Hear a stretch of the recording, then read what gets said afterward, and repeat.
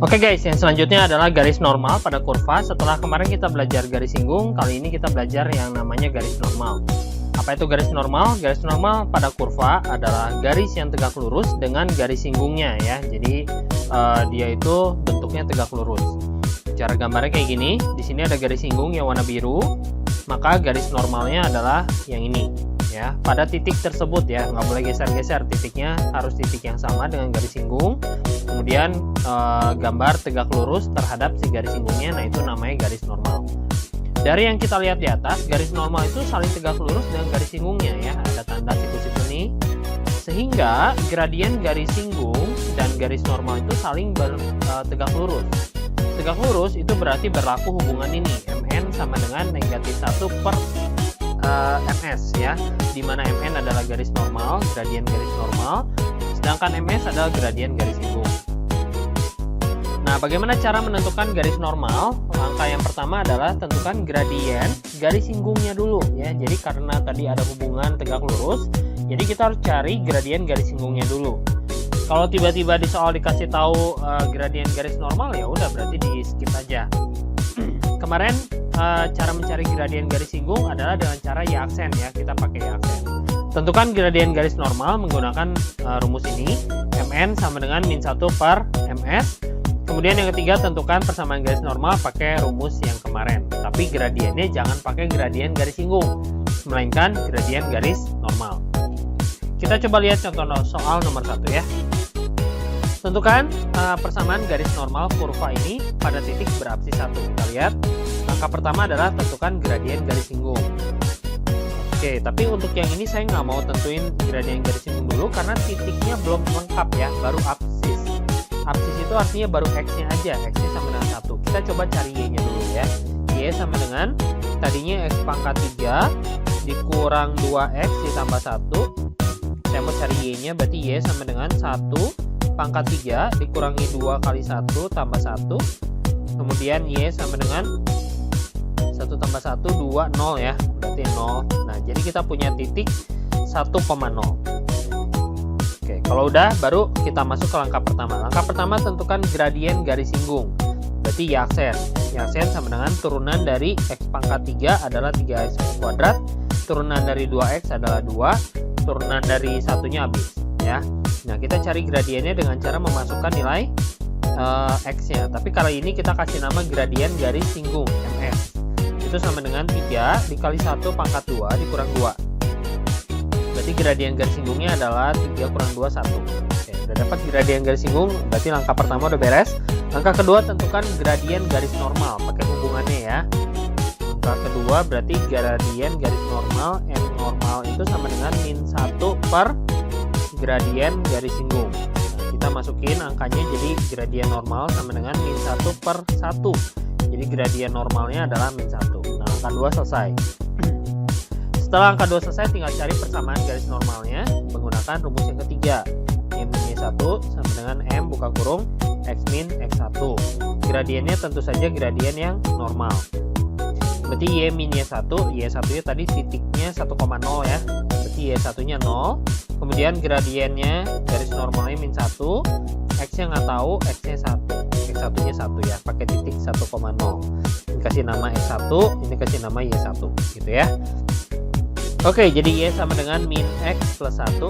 Udah nggak bisa disederhanain lagi. Jadi ini adalah persamaan garis normalnya. Gimana? Gampang kan ya? Lanjut. Oke, selanjutnya nomor 2. Contoh soalnya saya kasih kurvanya yang agak aneh ya. Y sama dengan X tambah 1 per X min 1.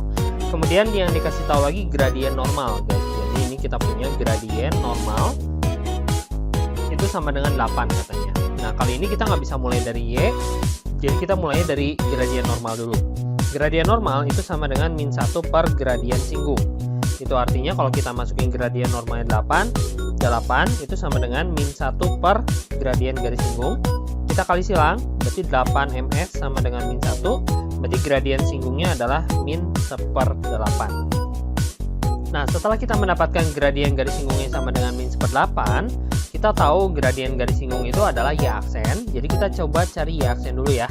Y aksen itu ini harus pakai UV ya, U aksen V minus UV aksen per V kuadrat. Ini kita udah belajar di pertemuan sebelumnya, jadi seharusnya udah bisa.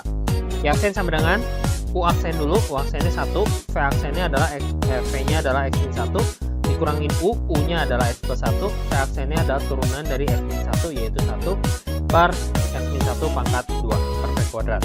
Nah, karena kita udah dapat Y aksennya, kita bisa masukin ke sana, ya. Karena kita udah dapat gradien garis singgungnya, ini bisa masuk ke sini, karena gradien garis singgung adalah Y aksen. Min seperlapan sama dengan atasnya beres ini, X kurang X, habis min 1 kurang 1 min 2 per bawahnya X min 1 pangkat 2. Minusnya saya coret dulu, kemudian saya kali silang berarti X min 1 pangkat 2 sama dengan 8 kali 2, 16, ya. Berarti X min 1 sama dengan plus minus akar 16, kuadratnya pindah jadi akar, jangan lupa plus minus. X min 1 sama dengan plus minus 4, artinya kita mendapatkan dua buah nilai X dari sini. Ada yang X min 1 sama dengan 4, ada yang X min 1 sama dengan min 4. Itu artinya X sama dengan 5 di sini, yang di sini X sama dengan min 3. Nah, setelah mendapatkan X-nya, kita coba cari Y-nya ya. Karena kita butuh sebuah titik untuk mencari persamaan garis. Kita coba masukin ke Y. Y sama dengan X plus 1, Y sama dengan X plus 1 per X min 1. Kita pakai persamaan kurvanya. Untuk yang ini kita dapat Y-nya adalah sama dengan 5 tambah 1, 6, 5 kurang 1, 4. Jadi dapatnya 3 per 2.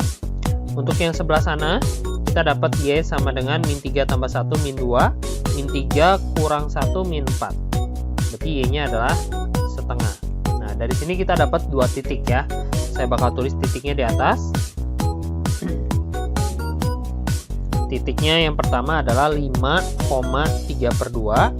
Dan yang kedua adalah min 3, setengah ya.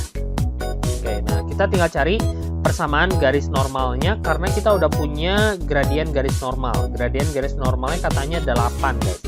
Jadi kita tinggal masukin ke rumus Y minnya 1 sama dengan M buka kurung X min X1. Gradiennya gradien normal. Y minnya 1 berarti 3 per 2 sama dengan gradien normalnya 8 tadi. X min X1 nya 5. Kita kaliin dulu, berarti Y min 3 per 2 sama dengan 8X minus 40. Kemudian pindahin 3 per 2 nya, Y sama dengan 8X minus berapa nih? Ini 80 per 2 ya, minus 80 tambah 3, minus 77 per 2 ya. Betul nggak ya? Minus 80 tambah 3, 80 kurang 3, 77. Oke, udah dapat. Yang kedua juga harus kita cari karena kita punya dua buah titik yang gradiennya 8 ya. Berarti ini nggak usah tulis rumus, langsung aja. Berarti ini adalah min setengah sama dengan gradien 8 terus X min X1 ya plus 3. Jadi Y sama dengan 8X tambah 24 ditambah setengah. Berarti Y sama dengan 8X ditambah 48 tambah 1, 49 per 2. Nah, ini jawabannya untuk persamaan garis normal. Ya, yang selanjutnya adalah fungsi naik dan fungsi turun. Apa itu fungsi naik, fungsi turun? Kita coba lihat gambar ini dulu. Saya punya gambar sebuah kurva, yaitu fungsi kuadrat. Ya, kurvanya adalah kurva kuadrat. Dia itu bentuknya kayak U gitu. Kemudian turun naik itu artinya apa? Kita anggap ada sebuah roller coaster di kurva tersebut. Ya, kita lihat roller coaster yang sebelah kiri nih. Yang sebelah kiri ini kalau kita lepasin dia bakal turun ya. Udah turun sampai titik paling bawah dia bakal naik lagi. Nah, jadi ini yang disebut fungsi turun, ini yang disebut fungsi naik. Kalau saya kasih warna, berarti fungsi turunnya itu adalah yang ini, yang warna biru, dan fungsi naiknya yang warna merah. Kalau fungsinya lebih rumit lagi, contohnya seperti ini berarti fungsi turun. Nah, jadi kita mulainya selalu dari paling kiri ya, nggak boleh dari kanan. Kalau dari kanan ini naik bahaya itu. Dari kiri ya, selalu dari paling kiri, dia turun dulu. Udah turun dia bakal naik, yang merah, kemudian bakal turun lagi, gitu ya. Kemudian syarat untuk fungsi naik atau fungsi turun itu ada kayak gini. Fungsi naik disebut juga monoton naik, fungsi turun disebut juga monoton turun. Yaitu syaratnya adalah f aksen lebih besar dari 0 untuk yang naik, untuk yang turun lebih kecil dari 0. Jadi y aksen atau f aksennya itu harus lebih besar atau lebih kecil, ya. Langkah-langkah menentukan fungsi naik atau turun adalah yang pertama, tentukan nilai X pada f aksen sama dengan 0. Jadi langkah pertama selalu f aksennya sama dengan 0 dulu. Meskipun syaratnya lebih besar atau lebih kecil, langkah pertama selalu jadiin 0 dulu ya, sama dengan 0. Kemudian biasanya kalian akan melakukan pemfaktoran, kalau nggak aljabar normal seperti biasa. Setelah dapat nilai X-nya, kamu buat garis bilangan. Tentukan tanda-tanda di sekitar X seperti kelas 10. Kemudian jika tanda menunjukkan positif, artinya pada interval tersebut fungsi sedang naik. Jika tanda menunjukkan negatif, maka pada interval tersebut fungsinya sedang turun. Ya, jadi yang ditanya biasanya interval nilai X yang menyebabkan fungsi itu naik atau turun. Contoh 1, misalnya saya punya tentukan soal seperti ini, tentukan interval fungsi naik untuk kurva ini ya. Yang ditanya adalah fungsi naik, kita coba ikutin langkah-langkahnya. Nomor 1, tentukan nilai X untuk Y aksen sama dengan 0. Ini Fx ya, berarti kita sebutnya F aksen X. F aksen X-nya katanya harus sama dengan 0. Jadi kita turunin dulu si F-nya.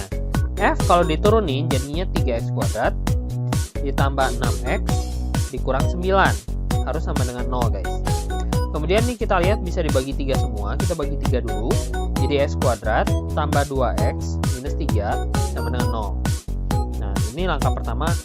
Oh, belum ya. Tentukan nilai x ya. Kita harus dapetin x ya. Caranya pakai pemfaktoran karena ini kuadrat ya. X 3 1 positif negatif, x-nya sama dengan min 3, x-nya sama dengan 1. Nah, langkah pertama selesai. Tentukan nilai x untuk f aksen sama dengan 0. Yang kedua, buat garis bilangan. Bikin garis bilangannya seperti ini. Ada angka min 3, ada angka 1 ya. Kemudian jangan diwarna ya. Untuk yang kali ini jangan diwarna karena syaratnya tadi nggak ada sama dengannya, cuma lebih besar atau lebih kecil aja. Tentukan tanda-tanda di sekitar nilai x dengan cara menguji. Ya, kita uji untuk x sama dengan 0 misalnya. Masukinnya kemana? Masukinnya ke sini ya. Jadi x kuadrat. Jadi masukinnya ke f aksen ya, ingat ya, f aksen. Boleh yang udah dibagi atau yang belum dibagi juga nggak apa-apa. Masukin 0 jadi hasilnya negatif guys. Ini hasilnya negatif dan 0 kebetulan ada di sini. Ini semua negatif. Loncat jadi positif, loncat ke kiri jadi positif lagi. Nah, udah selesai. Tanda-tanda di sekitar nilai x-nya udah. Kemudian tandanya positif itu berarti lagi naik. Kalau tandanya negatif berarti dia lagi turun. Ya, bisa kalian gambarkan kurvanya seperti ini. Ini naik, ini lagi turun, dan ini lagi naik gitu.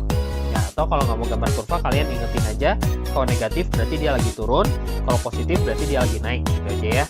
Nah, dia maunya soal itu maunya interval fungsi naik. Jadi kamu harus carinya yang positif. Yang positif itu berarti satu ke kiri dan yang satu lagi ke kanan. Berarti intervalnya adalah angka nomor 4. Tinggal ditulis saja x lebih kecil dari min 3 karena ke sebelah kiri dari min 3, atau x lebih besar dari 1 karena ke sebelah kanan dari 1. Gitu ya guys, itu cara menentukan fungsi naik. Nah, untuk soal yang nomor 2 ini kita nggak bisa langsung bikin karena masih bentuknya akar gitu ya. Kita ubah dulu menjadi 2x tambah 8 pangkat 3, karena ada akar jadi per 2. Nah, kita baru bisa cari aksen. Aksennya 3 per 2 nya ke depan. Kita harus pakai aturan rantai ya guys. Itu berarti pangkat setengah, baru dikali lagi sama turunan dalamnya yaitu 2. Ya, aksen sama dengan 3 per 2 kali 2 yaitu 3. Kemudian 2x tambah 8 pangkat setengah, baru kita ubah lagi jadi akar. Ya, akar 2x tambah 8. Oke, ini langkah pertama ya. Belum. Langkah pertamanya adalah disama dengan 0 guys. Langkah pertama, ya aksennya harus sama dengan 0. Itu berarti 3 akar 2x tambah 8 itu harus sama dengan 0. Itu artinya 2x tambah 8 itu harus sama dengan 0 bagi 3, 0. Akarnya pindahin ke kanan jadi kuadrat, berarti 2x tambah 8 sama dengan 0 dikuadratin, 0.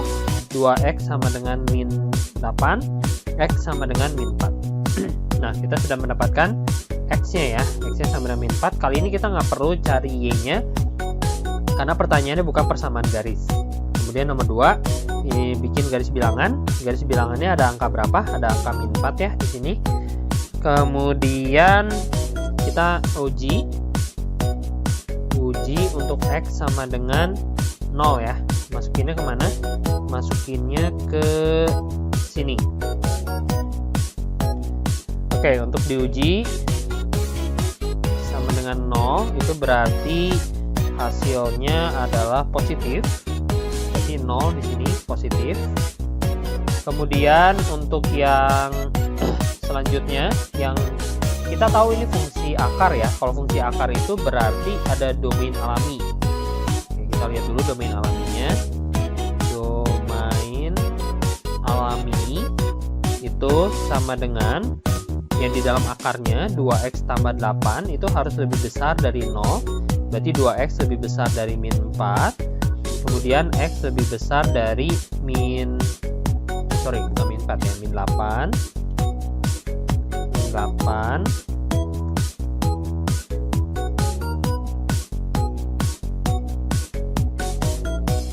Ya, sorry tadi nge-lag ya. Ini lebih besar dari min 4. Nah, domain alaminya itu lebih besar dari min 4. Jadi kita nggak bisa tulis minus di sini ya, karena tidak ada nilai x di sana. Karena kita tahu domain alaminya itu lebih besar dari min 4. Ini udah pernah kalian pelajari di kelas 10 ya. Jadi hati-hati kalau berhubungan sama fungsi, dan khususnya untuk nilai x, domain alaminya harus diperhatikan. Karena lebih besar dari min 4, itu artinya kita cuma punya satu-satunya tanda plus di sini. Ya, artinya dia itu bakal naik terus. Ya, jadi kurvanya itu bakal naik terus. Dia nggak pernah turun karena kita tidak mempunyai nilai minus ya. Dan di sini nggak bisa diisi. Ini nggak bisa diisi karena tidak ada nilai x-nya.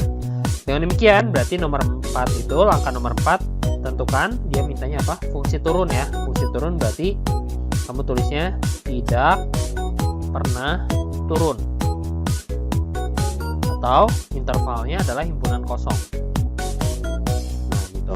Karena fungsinya selalu naik. Kenapa seperti itu? Kalau kita gambar kurvanya, dia tuh seperti ini ya. Min 4 ya. Min 4 itu ada di sini. Nah, gambarnya tuh kayak gini. Nah, jadi dia selalu naik gitu. Dia nggak pernah turun ya. Oke, soal terakhir untuk hari ini, interval naik dan turun. Kali ini ditanya dua-duanya ya, naiknya berapa, turunnya berapa.